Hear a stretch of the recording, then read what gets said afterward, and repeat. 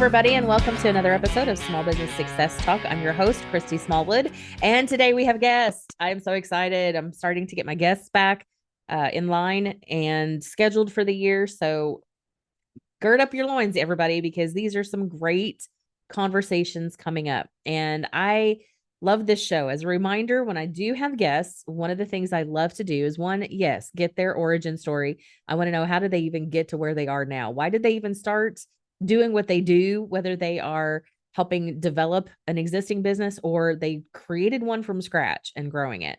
I want to know what that story is. But then I also want to know, like, what have they learned of things that work and things that don't work for them in the business? And how did they get to that point? Also, how did they figure it out? And then I also want to know what's the heart of it? Really, what is the real passion is a horrible word for this, but what's the real drive that they have? What's the internal motivation or internal spark that gets them up every day to want them to keep doing what they do? And so we always have great conversations. There's always not only what I'm hoping that you get out of listening to Small Business Success Talk is that you learn you're not alone in this whole adventure of small to medium business at this point, that there's always something new that you can learn. You're not alone. And the more human we can be, this is going to be the theme of the year, man. The more human you can be, the better off your business will be. Use AI as a tool, but not as a business solving. It's not the magic formula. You are the magic formula for your business. And I say that because this particular guest today, Danielle Chesney, she is currently, I say currently, but she works with Burn Insurance in Lexington, Kentucky, and she is business development, as well as she sells life insurance. But that's not all that there is to Danielle. She has her own nonprofit called Young Hearts, and it helps young people deal with grief over the loss of parents. And not just deal, but like, how do you manage yourself, your thoughts, your emotions, your behavior through the process of grief? Like, actually allowing yourself to grieve and what that looks like. And so the two things that come from Danielle magically merge to make her perfect for what she does. And I have loved this conversation. She and I did talk before we hit the record button, not extensively, but enough that said, okay, we have to stop talking like this so that we can hit record, because I had been going through some of my own stuff, and she just knew what to say and what to do and how to handle it from her own experience. So I'm going to let Danielle talk herself about all of that. And I hope that you enjoy this conversation as much as I did. Welcome to Small Business Success Talk. Here's my interview with Danielle Chesney.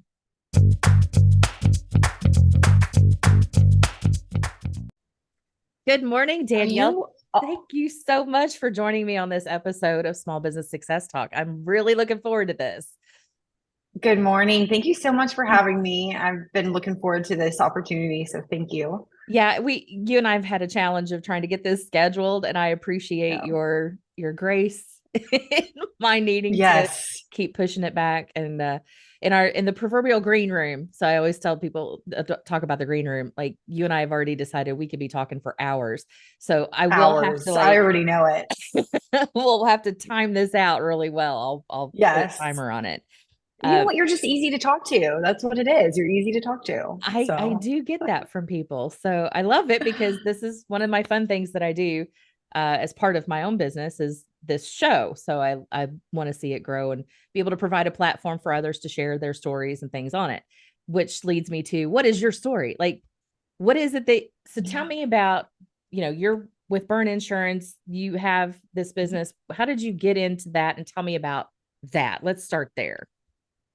Yeah. So actually, I am born and raised in California, and I moved to Kentucky to attend the University of Kentucky, and I graduated. And okay, hold up. You were in California. Why did you choose UK? Everybody, and I mean everyone, asked you that question.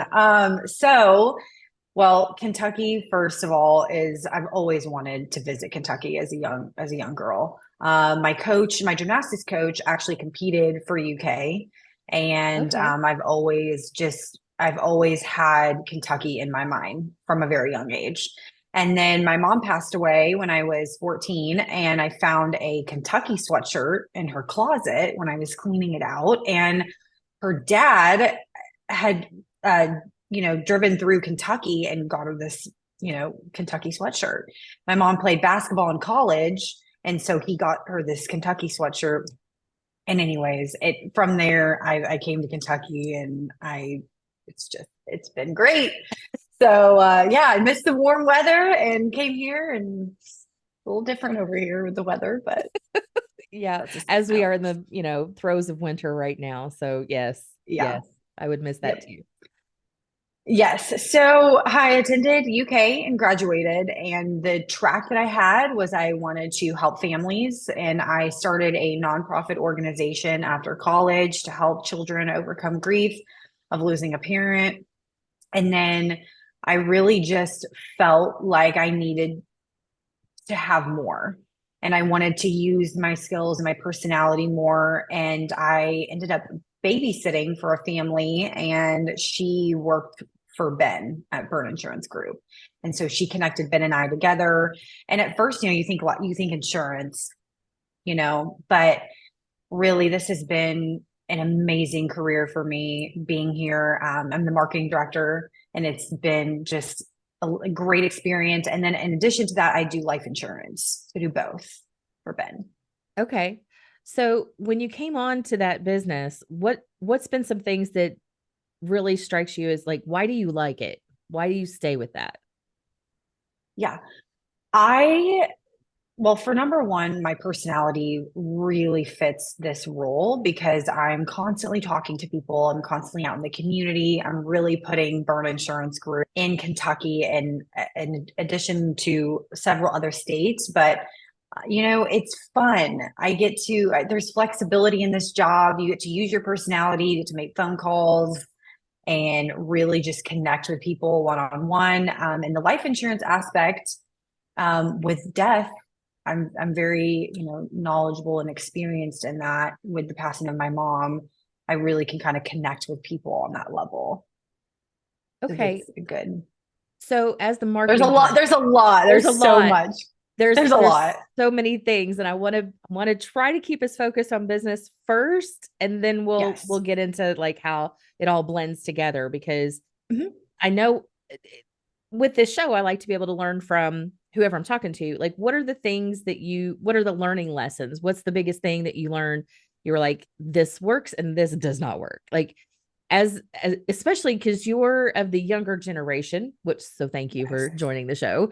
But did you have somebody that walked you through here, do this, don't do that? Or did you have to learn some things by trial and error?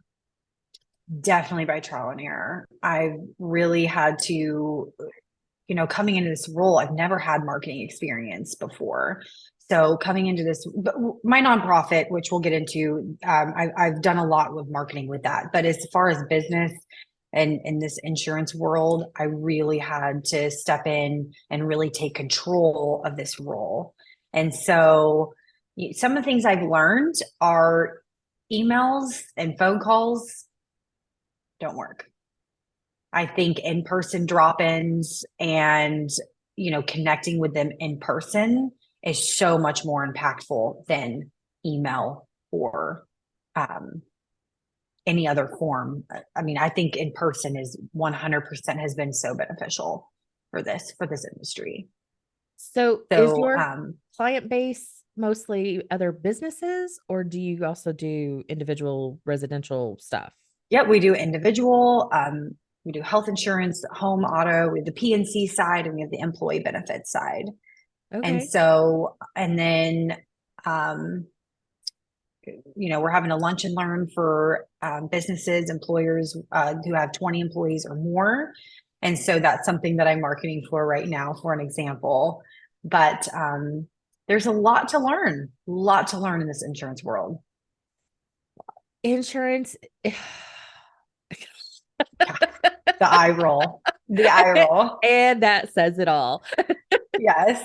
But those who are Yes. in it and enjoy it, you guys are like, just like my bookkeepers and my accountants, bright shining stars to me, because it's something that is so not my area of expertise. I know it's needed and I know it's helpful, and but that's about it. I know it costs me money. I just need to know. Yeah. Right? Just how do you handle people like me? Like, how do you walk somebody Yeah. through who just glazes over and only needs the bottom line? How do you deal with people like us? I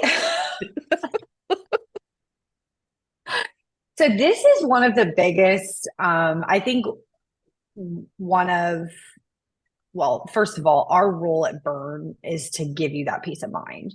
That is what I strive for. I strive to give that level of understanding to individuals who aren't familiar with the insurance world. I want to make sure that I am speaking to them and making sure that they understand on just a comprehensible level.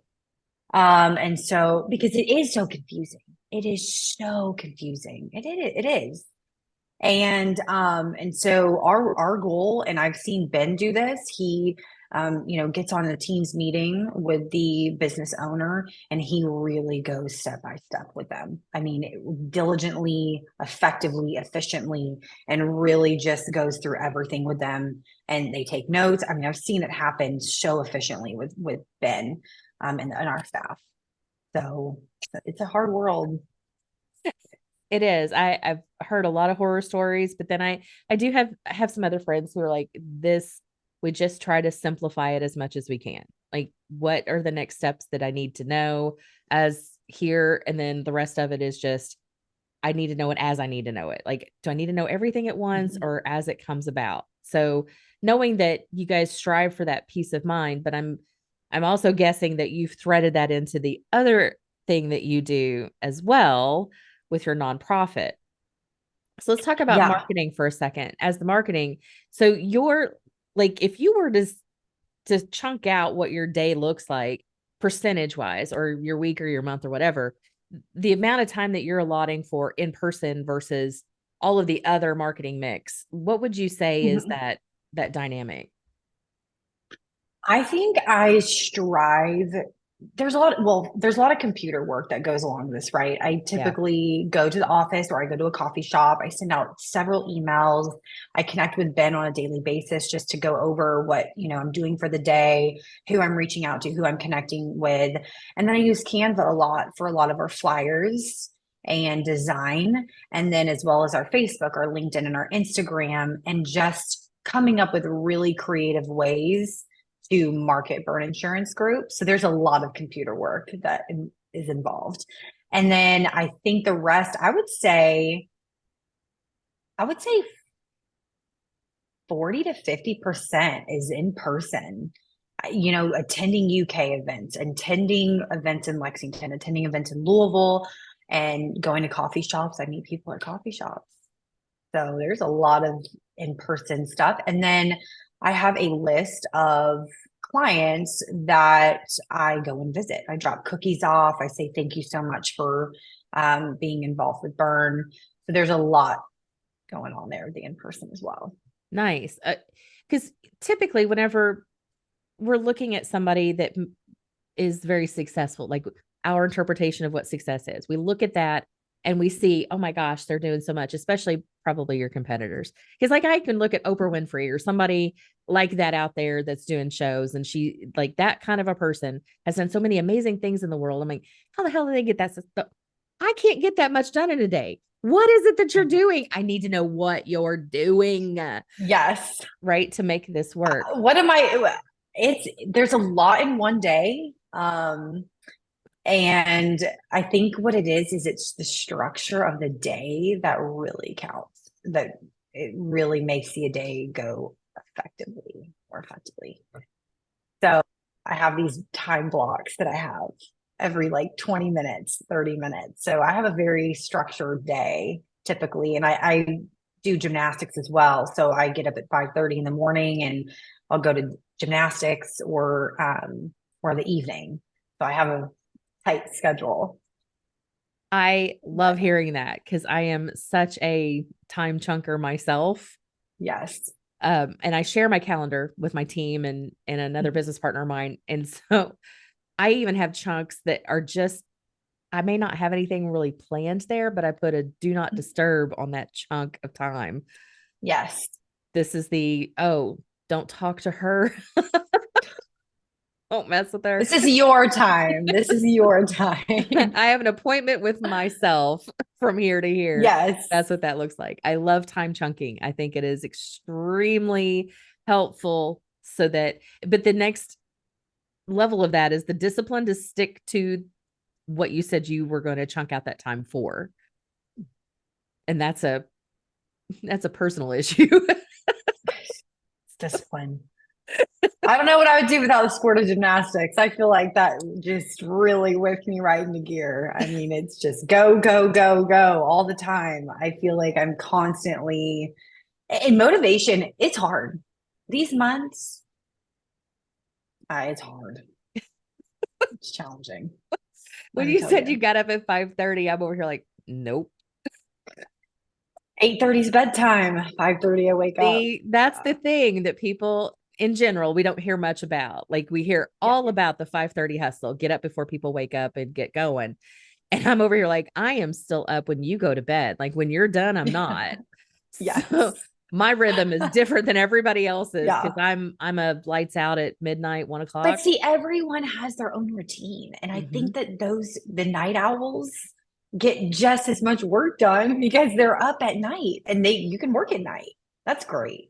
Mm-hmm. I mean, kudos to that. I So I you think have the that's same look that awesome. I did at 5:30. So You get up so early. It's like, well, you go to bed so late, but you know what? Everyone has their own system. Because really, in reality, we're all getting the same amount of sleep. Anyways, I could talk to forever about sleep, discipline, all that. see, I'm still tracking the Um, time. We're good. We're good. We're doing okay, great. we're good. I do want to say though that I do have these time blocks where I'll spend time. There's so much going on, right? So I market for the PNC side and then I market for the employee benefits side. So I'm marketing for both, which they're together, right? And we've Right. got home, auto, we've got business, and then we've got employee benefits and individual and life insurance. Sure, There's but you're so having much different to market for. conversations to different people at different Right. times. Yeah. And yep, at different times. And I'm also creating flyers and marketing material for all of the different services that we provide, in addition to bios and pictures and all of that. So, really, I try to structure my day where I will send out a bunch of emails and then I'll market for PNC, I'll market for employee benefit side, and then, I'll do in-person drop-ins. So it's, yeah, pretty structured. So when you mentioned about emails and phone calls don't work, are you talking about because I'm guessing I know what the answer is. I've been in Yeah. this 30 years. Are you talking about on the front end as a cold reach out or as a follow-up system? I would say a cold reach out. It's been pretty challenging to get those cold calls. And to be honest, no one wants to be disturbed on the phone throughout the day. And I've noticed that. It's, yeah. And you know that. I know. I don't answer And it. so that's why, but I think in person just builds that connection. And you know what? Even if they don't use Burn Insurance Group right now, or they don't choose to call us, I know someday in the future, they will remember me for dropping off cookies and cupcakes and a gift card or, wine, a bottle of wine. I do wine. I've delivered about 6 bottles so far. We just started doing wine. So I think that might be something that we're going to start doing on a regular basis, delivering bottles of wine. Nice. Yeah. Wine. I've become Yeah. such a I don't want to say lover of wine because that indicates I might drink a little too much, but I'm Yeah. a good appreciator. Is that a good word? I don't know. I'm Oh, not a yeah, it connoisseur. is. I'm an amateur, but I like to try the different things and I appreciate good wine. Yes. And I'm coming to appreciate local wine just as much as something from Napa or Italy or whatever. So it's been a fun starting to become more of a fun adventure to check out all the local wineries, even in Kentucky. Yeah, I know. There's wineries here. I can't There's believe wineries. was mind blown when I found that out. And like, there's wineries in Kentucky. Yeah, it's more than just bourbon. Come on. Bourbon. See, so someone from California would not understand that there's wine here at all. And I try to tell people out there, there's wine in Kentucky. There's wine here. Um, yeah, Forest Edge Winery in Bullitt County, which is right outside. Forest Edge is Yeah. right outside of Bardstown. Mhm. They have a chocolate infused wine. Oh, wow. Girl, Is it good? it's very good. Chocolate infused wine. I should probably go check this out. What? So totally digressed on that one. But side note to anybody that's Yeah. local, I highly recommend that one. It's very, very yummy. Very great dessert wine. Perfect. Yeah. There is another wine here that's located in Paducah. And the name is, I know there's a frog logo on it. Oh, okay. Yes. Purple. Yeah. Purple. We'll Yeah. figure it I'll look out. that up. Well, yeah, I'll look that up later. It's Paducah Winery with the frog logo. Got it. Yes. I think Paducah, but yes. So yeah, the having the personal touches along the way helps nurture those relationships, because when you start to bond together in some way, on the outside looking in, yeah, you're obviously you're coming with a gift. I know exactly what you're doing, but it still feels good. Like I Yeah. will remember this. Yep.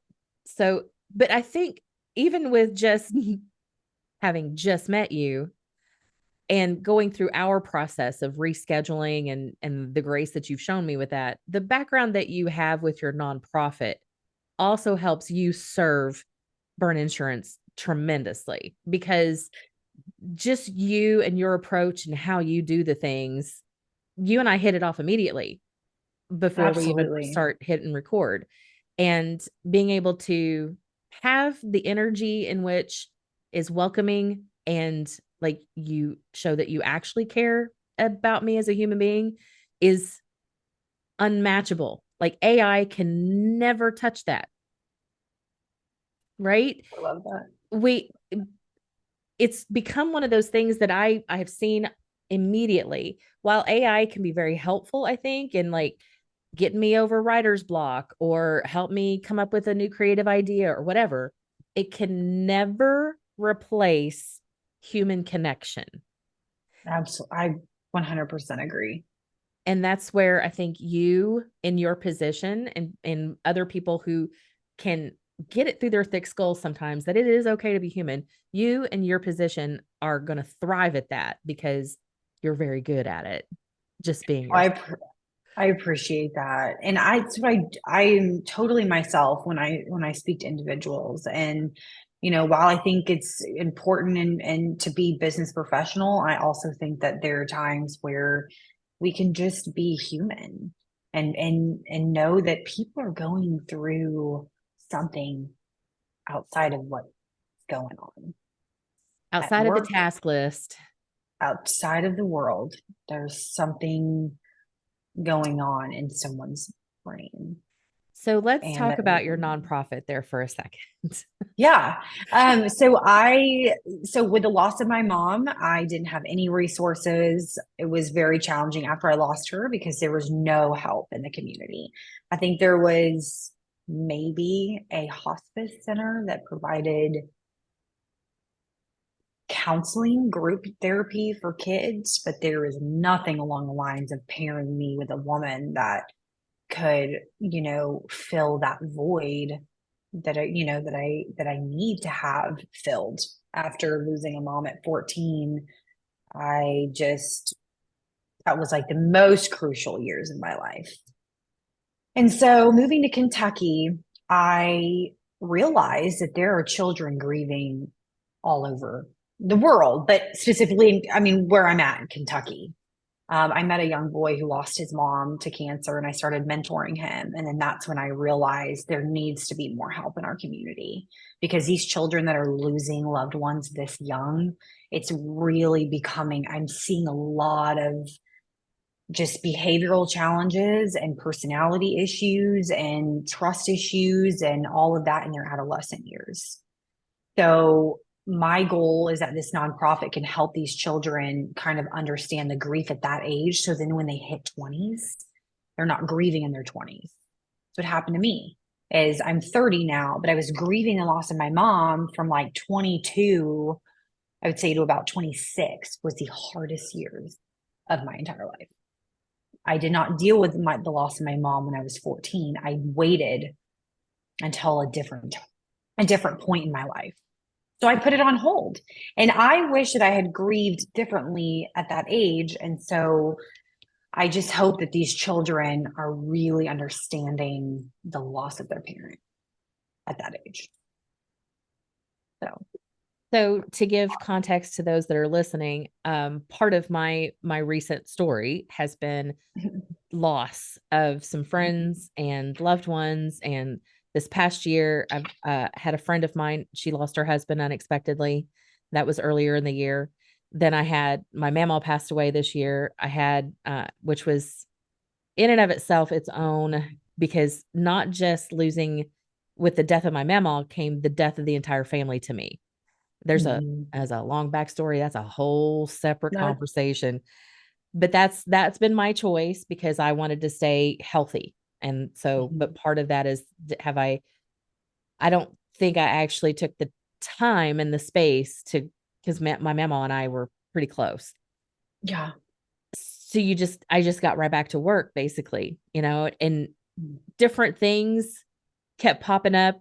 Then I got a notification also recently that another friend of mine is actively dying.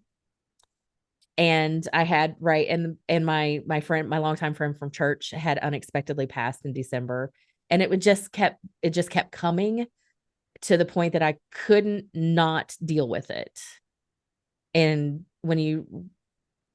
and I can't imagine at 14, when you don't know how to deal with things, just in Mhm. general, you don't know how to handle life at all. You need somebody to help guide you through how to handle life situations. If you don't have that, you don't know what to do. So I'm guessing the easiest thing is to do nothing. Because if you don't know what to do, typically you don't do anything. You don't, just set it Right. aside. And You do. and when things come back, so mine's just been this year, but even I might know how to handle life, maybe sometimes in certain situations, Mhm. but didn't. And then in Mhm. December, the passing of Kelly that was the straw. That was the Mhm. last nail in the coffin, so to speak. That's a bad pun, but Yep. the last piece, right, that I could possibly handle. And I just busted. I just lost Mhm. it because I hadn't been dealing with it. Mhm. Are you finding, so another piece of my story is that I'm a 49 right now, and I will own it until I turn 50. I am 49 right now. Yes. Own it. You don't look 49. Thanks. But I realized in 2018, so not very long ago, that my entire life leading up to that point had been nothing but toxicity and adversity. A lot of grief, a lot of loss of dreams, people, environments, everything. And all of a sudden, my health had gone out of whack. My body just Stay Puff Marshmallow Man. Poof. Now I've literally got this physical force field around me. Nobody touched me. Like my body just went Mhm. haywire. And what I've learned from the professionals out, I say professionals because there's been holistic people, there's been psychiatrists, Mhm. there's been my chiropractor, there's been doctors that I've asked the question of, is it a thing that when life is okay, the previous section that I never dealt with is showing up somehow? Like, am I having Mhm. previous life issues here? And they're like, yeah, that's a thing. Your body Yeah, remembers I was. stuff that you don't want it to, and it's holding on to Mhm. everything that you've ever experienced. And the reactions are due to childhood issues, and the way that you think are due to childhood, nature versus nurture. There's a lot to unpack, and people do not understand that these wires that are in our brain are all from childhood, all, genes, obviously, but life events, how we respond to issues, how we emotionally connect with people. There's so much to the brain that, yes, 100% believe that there are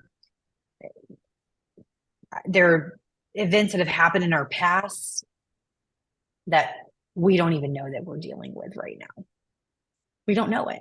We have anger for no reason whatsoever, but our brain knows why. Our brain knows it does. I fully believe that, because that was me from 22 to 26. I was just, yeah. So. It's hard you can't explain any of it in the moment. Mm-hmm. And I know, look, I own my own businesses.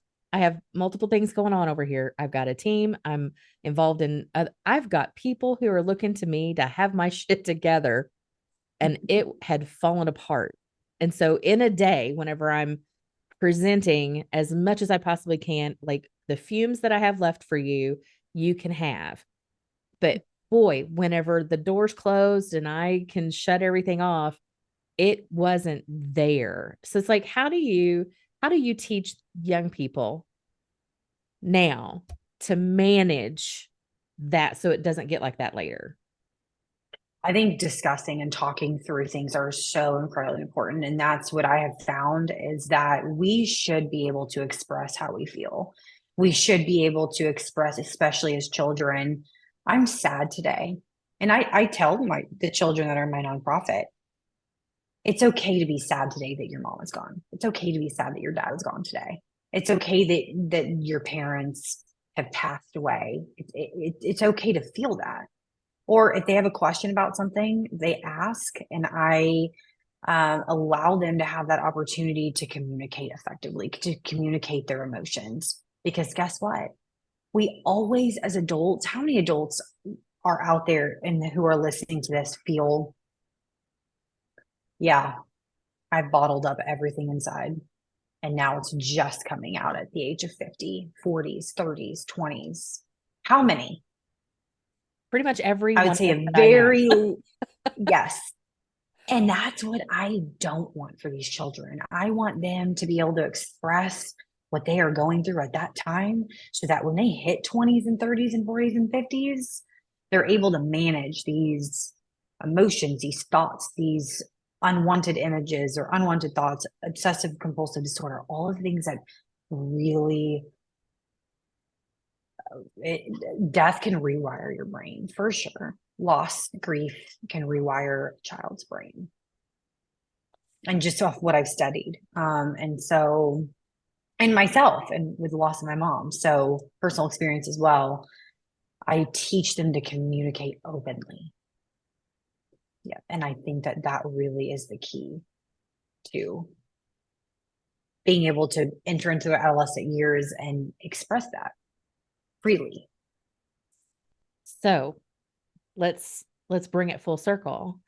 Mm-hmm. Teaching these young kids how to communicate openly about feelings, about grief, the things that we may be bringing every day to our own businesses. How important do you think, how does that then overlay to work life? So when you're in a working environment and all of this kind of, Mm-hmm. like, you're in an insurance industry working with Mm-hmm. people's lives and their stuff, Mm-hmm. which is important to them. Like, how does that, how does this conversation overlay into that environment? I would say I can kind of jump into these conversations with people, and I feel that you're the same way too. People feel very comfortable with you. They probably open up to you a lot about their lives or their stories or their past or just their marriage, whatever's going on. I'm sure that you kind of have that touch for sure. So I do feel like it's come up in conversations about grief with people, with even people that I have met through Burn Insurance Group, clients have even, just openly, because it's okay that we're talking about, what's going on over the holidays, or loss or grief. Or I try to bring up my nonprofit to help spread the word. And so I do bring it up to people because they may know of someone who's lost a spouse, that has children, that, or both parents have passed, and they know children that need help. So I do try to bring it. It's interesting though, I don't, it's a tough question. I'm still trying to process it. But does that kind of make sense? It does, especially for what you I do. don't, And I can't bring in a lot of, we don't want to feel the emotions out here, but I think it's okay to just have a passing conversation of, yeah, Christmas has been tough this year. I've lost a friend, I've lost a spouse, I've lost, and so, yeah. it's it's what I have been finding when I share. I think I'm oversharing. Like, I really think I overshare at times. However, what it does is it opens the door for It them to does. feel comfortable to share something that they need to get that open. Whenever we start to open up at least enough to release a valve. Uh, Most people probably don't know what a pressure cooker actually is and does, but a pressure cooker, when in for those who can their own food. So if you're a homesteader nowadays, you know. A pressure cooker, you set it on the stove, you put the cans in, and you're going to can your own jars. And the idea about pressure cooking is that thing is sealed super tight, and there's a little bobble at the top. And as soon as that pressure gets to that level that you want, it's going to start to whistle, it's going to start to move. And then you pop Mhm. the valve to release that pressure because it's ready, Right. right? It's ready to be released, instead of leaving the valve alone and letting the damn thing explode all over the place. Yep. And then you've got broken jars, you've got all of the steam and the water, and Mhm. the everything is everywhere. So ideally, what we want to be able to do with each other to have open conversation, even in passing, even a little bit, is to be able to Mhm. release that inner valve of the pressure of the emotional buildup that we don't know what to do with. We just need to Mhm. have some moments. And having, what is the name of your nonprofit? We never. Yeah. It's called Young Hearts. Young Hearts. That's Yes. awesome. Love Thank that. you. Uh, because we have not been encouraged over the generations to really be more open. Like, Mhm. your generation, being in the 30s, has Mhm. really kind of set that pace of, no, we need to talk about this because Yep. y'all look batshit crazy, and we don't want to become that. So what do we need to do to not be you? That's kind of how generations work Yes. anyway. So having this whole open conversation, and for us as Gen Xers, the older generations, and God forbid I'm talking to boomers about their feelings, Mhm. they're past that point. They don't want to Yep. deal with it. Like, they're too old to deal with No. all of that. They're too old. They're like, I'm leaving this planet in however many years, and I am not sitting down and discussing all the childhood trauma that I've had. And the reason, I mean, it is just fascinating to study behavior and how humans behave, and how that really it has a lot to do with their past and how they've watched their parents and childhood trauma. And there's a lot. And There's a so lot. there's the conversations, it just gets brought up. And with life insurance, so speaking on this topic, I'm in life insurance, so I can sell life insurance. Mm-hmm. So my mom didn't have life insurance before she passed away. So when my mom passed, my dad was left with Nothing. funeral, Oh, yeah. and whatever I mean, you've got your memorial service, your burial, your the funeral part, the expenses. I was in gymnastics. I was competing, and my brother was in ice hockey, and we went to school, and my dad, we had a lot of expenses, and so that would have been extremely helpful in 2007 when life itself, the world, it just there's a lot going on again. So To answer this question, it's very easy for me to bring up life insurance because it actually has to do with the passing of my mom. The reason why I sell life insurance is because I know the feeling that my dad went through, the financial stress, not just emotional. You're not just emotionally grieving your loved one, your parent, or your spouse. You're also, there's financial stress as well that comes with that on top of it. So, raising children is very expensive. And And I was, I try to stress that to families. Look, my mom went to the chiropractor. She had numbing in her hands, and she went to the chiropractor, and the chiropractor tried to adjust her to help with the tingling in her hands. And um, he said, you need to go to a neurologist. She had a brain tumor. And from the brain tumor, a year later, she had breast cancer. So I try to stress this that she was a basketball player. She ran every day. She worked out on a daily basis. She coached gymnastics. I mean, there's just she so sounds much that amazing. yeah. So, and she passed away.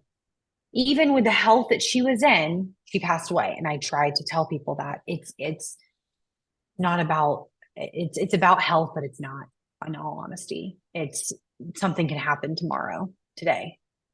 So, And I was very going to mention, passionate I about that. think that with you, with your experience, with your nonprofit, with the heart that you have for others in their time of need, I think you're in the right spot, Danielle. You're in the Thank right you. spot.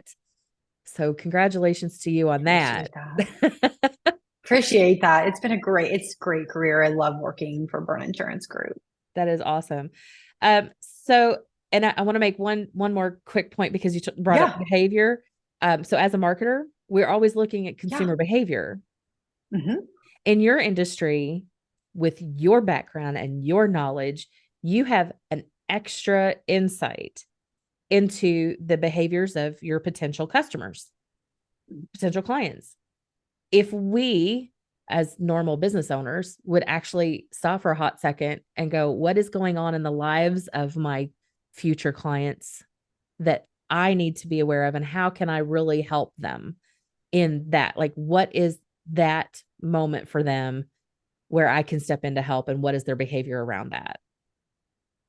As far as maybe life insurance goes, Well, or just you mean any marketing in general general? business. If we could take what you do naturally Hmm. and formalize that into there's a whole section consumer behavior, right? Research says your target audience typically will boom, boom, boom, X, Y, and Z. This is their Hmm. online behavior. This is they're doing this. But if we would understand their thoughts and their emotions while they're behaving this way, Hmm. like what is bringing them to this behavior? If we understood that, like just comes natural to you, geez, Right. Pete, our marketing would be so much different and better. It would be amazing what could Yep. happen for our There's a business. lot. And like I said, the in-person connection, though, is definitely something that I strive for every single day. I try to have that in-person connection because I know it's so much more meaningful than a phone call or an email and I still email, but I follow up with the phone call and then I go meet with them or I just drop in. Um, there's so much marketing and a lot of people are on social media, though. There's a lot of people on Facebook. There's a lot of people on Instagram. They post about their lives. I know I make reels about my days at Burn Insurance Group. People are making reels about what they do. So, but I think it's interesting to see. I do think the business owners that I've connected with are very business like very structured in that world. Like we talked about, very structured in that world. And so I try to kind of get them out of I'm guessing they're that thought probably process. older than you. Yes, and older. Then I walk in and I'm just, yep, this is me. So It's okay. Your youth is your advantage. So keep yes. leaning into that. Uh, all right. So final question that I ask all my guests. What does success look like for you? Success to me looks like, wow, that was an interesting question.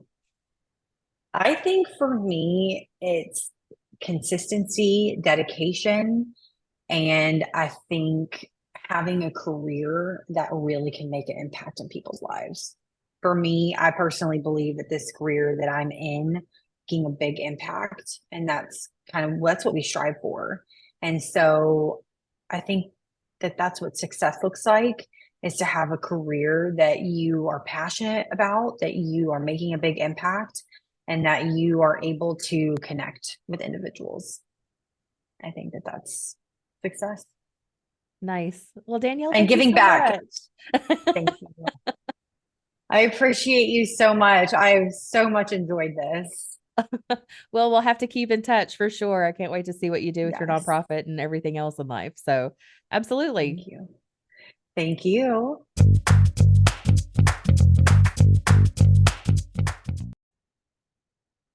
You guys, I could have talked to Danielle obviously a lot longer and gone way deeper into some of this conversation about how grief shows up for us. It could be, and not when we think it's supposed to. Grief, that emotion of grief, never shows up like it's supposed to in our heads. We think that grief has got a time limit. It does not. It does not. It can show up decades later out of a memory that is provoked by a scent, a song, a word, a commercial. Thanks a lot, Chevy trucks. Right. So there's a lot of things that may provoke that memory that your body, your brain still has filed away in there. And so that memory evokes the emotion, the feeling, and it just sometimes will stop you in your tracks and overwhelm you. And that's okay because that's what grief does. And that's part of what makes us human is our emotions. And if we can learn how to navigate that, we ride the wave, so to speak. If we learn to surf it well, then we're winning. Like we win that game. We learn to put up some boundaries to give ourselves some space, which is what I did this past couple of months of I I disappeared for a little bit is what it kind of looks like to other people, I'm sure. But I'm placing boundaries around myself because I know I just need the space to not have to be super happy. I don't have to be super excited about anything.